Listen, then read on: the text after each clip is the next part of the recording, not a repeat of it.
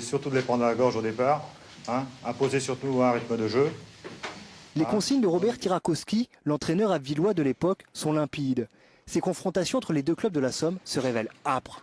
Éric Balla, ancien défenseur amiénois au début des années 80, s'en souvient très bien. C'était pas méchant, mais c'était des petits coups de par-ci, des petits tacles par-là. Mais c'est vrai que c'était des matchs tendus, effectivement. Et je me souviens toujours qu'on avait hâte de les jouer, ces matchs-là.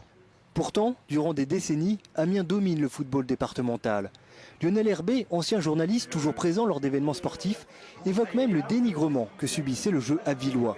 Longtemps, on a considéré sur un plan du jeu que Amiens c'était l'équipe de techniciens et Abbeville c'était l'équipe des paysans, des coureurs à pied. Et jusqu'au jour où en 1976, les coureurs à pied ont battu les techniciens au stade Moulonguet.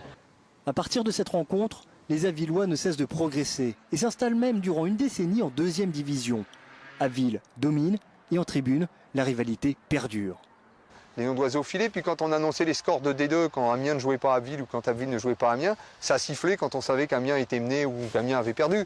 C'était un vrai moment de bonheur. Il y avait une vraie rivalité. C'est sûr que dans les tribunes, le match Abbeville-Amiens, c'était le méga match. La dernière confrontation en Coupe de France entre les deux équipes date de 1983. Aville l'avait emporté 2-1.